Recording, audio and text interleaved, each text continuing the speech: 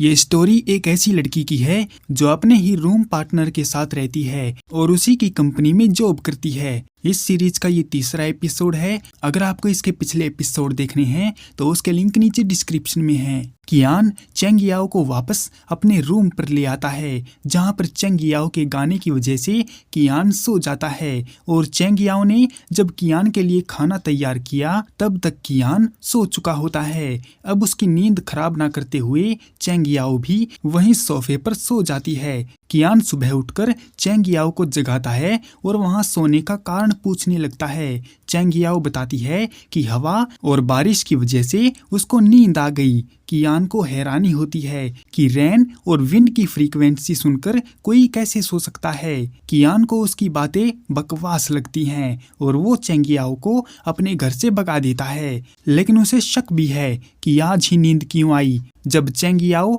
उसके घर पर आई। खैर, इन सब बातों पर कियान ज्यादा ध्यान नहीं देता और ऑफिस के लिए निकल लेता है। वहीं ऑफिस में यूफी चेंग याओ को वही फैमिली लॉ वाले केस की फाइल देता है। चेंग याओ उसे देखकर समझ जाती है कि उस लड़की को धोखा दिया गया है, क्योंकि वो लड़की टीवी ड्रामा की हीरोइन थी। इसीलिए चेंग याओ उसे अच्छी तरह जानती है। चेंग याओ के तेज दिमाग से बाओ काफी प्रभावित होता है, इसलिए वो चेंग याओ को अपने चैटिंग ग्रुप में इन्वॉल्व कर लेता है, ताकि जब भी कोई सीरियस टॉपिक हो तो वो उसे अपने तक ही डिस्कस कर सकें और कोई बाहर वाला उसमें टांग ना अड़ाए। रात होने पर कियान घर आ जाता है और खुद को सही साबित करने के लिए बारिश की आवाज चलाकर सोने की कोशिश करता है, लेकिन ये आइडिया काम नहीं करता। तो कियान स्लीपिंग पिल्स लेकर सोने की कोशिश करता है, लेकिन ये तरकीब भी फेल हो जाती है।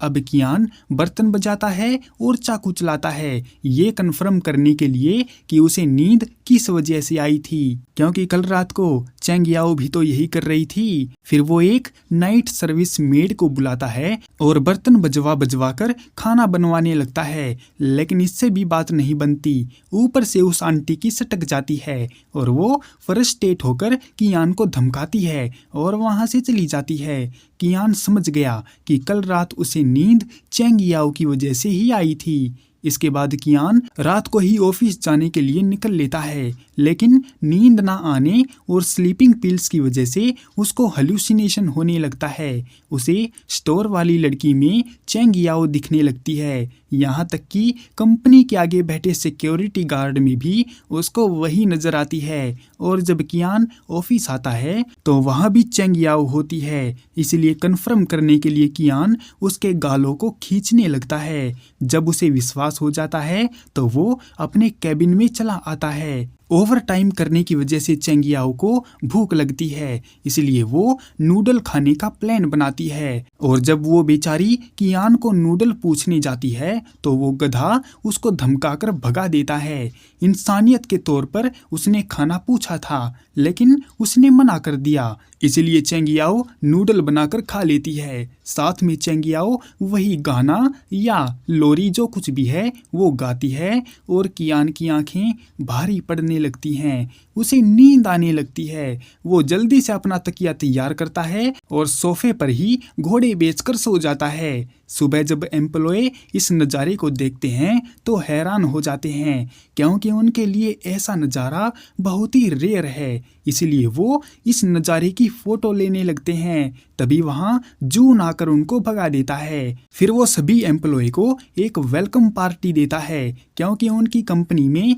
3 नए एम्प्लॉय ज्वाइन हुए हैं, इसलिए जून चेंग याओ को भी वहाँ आने को बोलता है अपनी बहन शू के साथ। जून कियान के पास जाकर उसे समझाता है कि उसे अपने कलीग्स के साथ थोड़ा अच्छे से पेश आना चाहिए, जैसे कि अभी उसने किया है। लेकिन कियान उसकी पोल खोल देता है, कहता है कि उसे इन सब में कोई दिलचस्पी नहीं है और सबको पता है कि जून एक नंबर का प्ले बॉय है और लड़कियों के पीछे भागता रहता है, और ऐसा करना कियान जैसे लड़के को शोभा नहीं देता। जून टॉपिक बदलते हुए कहता है कि जो बंदा भूतों की तरह रात रात भर जागता रहता है वो आज घोड़े बेचकर कैसे सो रहा था। लेकिन कियान उसे कुछ नहीं बताता कि उसे नींद चेंग याओ के गाने की वजह से आई है। और फिर वो चेंग याओ को देखने जाता है तो लंच टाइम हो चुका था और चेंग याओ नीचे कैंटीन में खाना खा रही थी। उसको वहाँ के नूडल काफी पसंद आते हैं, इसलिए वो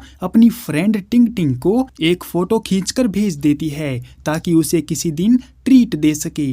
पर तभी वहाँ पर चेंग याओ के बचपन का दोस्त वू चैन आ जाता है और वो चेंग याओ की दोस्ती का फायदा उठाकर फोकट में अपने बिजनेस के लिए सलाह मशवरा मांगने लगता है। पर तभी वहाँ पर कियान आ जाता है और वू चैंग को वार्निंग देता है कि उसे कोई हक नहीं है कि बिना फीस दिए एक लॉयर से कोई भी टिप्स मांगे। और वैसे भी चेंग याओ एक फैमिली लॉयर है, ना कि बिजनेस या फाइनेंस लॉयर। खरी खोटी सुनकर चैन पतली गली से भाग जाता है और कियान वहां बैठकर चेंग याओ को समझाता है कि उसने लॉ इंटर्न करके इतनी मेहनत इसीलिए नहीं की थी ताकि वो लोगों को फ्री में टिप्स बांटती फिरे। इसीलिए चेंग याओ को अपने काम की इज्जत करनी चाहिए और फ्रेंड हो या कोई अनजान वो सबको एक तरह से ही ट्रीट करे, नहीं तो इस मतलब की दुनिया में सब उसका फायदा उठाते रहेंगे और वो कटोरा लेकर दर दर भीख मांगेगी। इसलिए जो लोग दूसरों को इज्जत नहीं देते वो खुद भी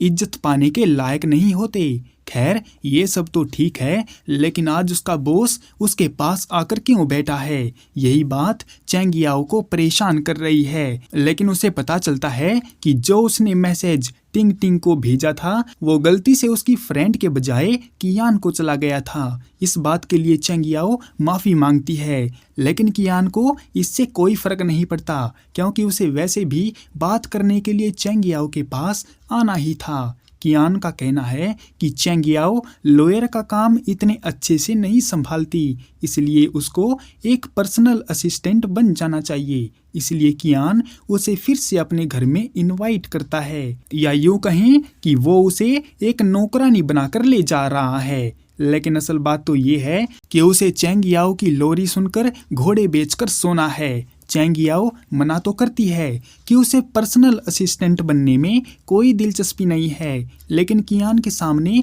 उसकी एक नहीं चलती और उसे उसके रूम पर जाना ही पड़ता है। और वो शाना बंदा चेंग याओ का सारा सामान कंपनी से उठाकर उसके पहले वाले रूम में रख देता है और उसके गाना गाने का इंतजार करने लगता है। चेंग याओ को कियान का बिहेव थोड़ा बदला बदला लगता है क्योंकि जो बंदा शुरू से उसके साथ रूम शेयर वाली बात पर लड़ रहा था वो आज उसको खुद ही रूम पर कैसे ले आया, यही बात उसको खटकती है। इसीलिए चेंग याओ इस बारे में अपनी दोस्त टिंग टिंग से बात करती है तो टिंग टिंग का कहना है कि जरूर उसके ऊपर कोई मुसीबत आ गई है और हो ना हो इस मुसीबत में कियान जरूर बलि की बकरी चेंग याओ को ही बनाएगा। ये सुनकर चेंग याओ के होश उड़ जाते हैं क्योंकि उसने कंपनी में उन धमकी भरे लेटर को देखा था, इसलिए वो डर जाती है और जल्दी से वेलकम पार्टी के लिए निकल जाती है। पार्टी में पहुंचने पर जून उसकी बहन का इंतजार कर रहा था, लेकिन उसका दिल तब टूट गया जब चेंग याओ ने बताया कि उसकी बहन को कोई काम आ गया था, इसलिए वो नहीं आ पाई। लेकिन तभी उसके दिमाग की बत्ती जलती है और वो चेंग याओ की बहन का नंबर निकलवा लेता है, ये बोलकर कि एम्प्लॉय होने के नाते वो अपनी बहन का नंबर उनको दे दे ताकि आने वाले इवेंट में जून उसको पर्सनली इनवाइट कर सके। जून सभी एम्प्लॉय के साथ फोटो खिंचवाता है और उनको कॉन्ग्रेचुलेशन करता है क्योंकि उनकी जॉब लग गई है। फिर वो बहाना बनाकर वहां से निकल जाता है क्योंकि अब तो उसकी कर्श का नंबर उसके पास है, इसलिए वो ऐश करेगा। बाओ के पैर में मोच आ गई थी, इसलिए वो स्टिक का इस्तेमाल करता है। फिर बाओ अपने दोस्तों को दूसरे लॉ फॉर्म से आए दो लॉयर जांगियान और ली से मिलवाता है। वहीं कियान घर में बैठा बैठा यूट्यूब पर डॉक्टर की सलाह ले रहा था, जैसे खाना बनाने के लिए तुम लोग लेते हो, लेकिन उस हरामी डॉक्टर का कहना है कि नींद ना आने का मतलब है कि मरीज को इंसोमिनिया की बीमारी हो गई है। ये सुनकर कियान की सटक जाती है और वो यूट्यूब बंद करके उस पार्टी में जाने का डिसाइड कर लेता है। वहां जाकर कियान देखता है कि वो फैमिली लॉयर ली चेंग याओ को मैनिपुलेट कर रहा है। उसका कहना है कि चेंग याओ ज्यादा समय तक उस घमंडी आदमी कियान के साथ काम नहीं कर पाएगी, इसलिए वो अपनी जॉब छोड़कर उसकी कंपनी में आ जाए जहां पर उसे अच्छा पैसा मिलेगा और साथ में बढ़िया काम भी मिलेगा। तभी कियान बीच में आ जाता है और उसकी पोल खोल देता है कि रिसेंटली जितने भी केस उसने हैंडल किए हैं उनमें ली ने हर बार मात खाई है। ली की सबके सामने बेइज्जती हो जाती है और उनकी नोक-झोंक चलती रहती है। हालांकि कियान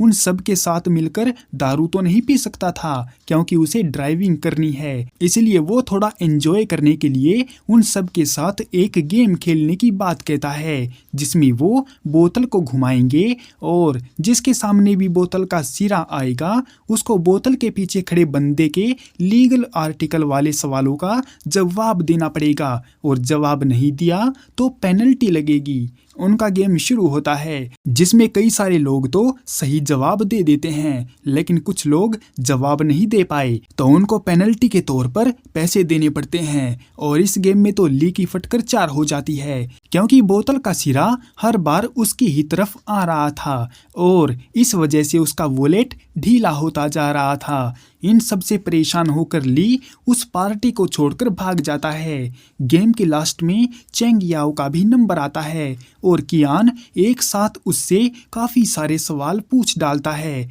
वो जवाब दे तो देती लेकिन उसने थोड़ी दारू ज्यादा पी ली थी इसलिए उसका सर चकराने लगता है और उसे किसी के सहारे की जरूरत होती है। तो गेम को बीच में ही छोड़कर कियान उसे घर ले जाने की बात कहता है। उसके जाते ही उन 3 तिगाड़ा काम बिगाड़ा को कियान का अपने एम्प्लॉय के लिए इतनी फिक्र करना हजम नहीं होता, लेकिन फिलहाल वो इस बात को टाल देते हैं और जीते हुए पैसों पर भेड़ियों की तरह टूट पड़ते हैं। कियान जल्दी से चेंग याओ को घर ले जाना चाहता है ताकि उसका गाना सुनकर सो जाए, लेकिन नशा चेंग याओ के दिमाग में चढ़ जाता है तो वो बीच रास्ते में बकवास करने लगती है। उससे बात करने के लिए कियान गाड़ी को साइड में लगाता है तो चेंग याओ कियान की गाड़ी में उल्टी करके उसको गंदा कर देती है। फिलहाल के लिए इस एपिसोड को यहीं पर एंड करते हैं। क्या कियान अपनी गाड़ी को गंदा करने के लिए उस पर कोई जुर्माना लगाएगा या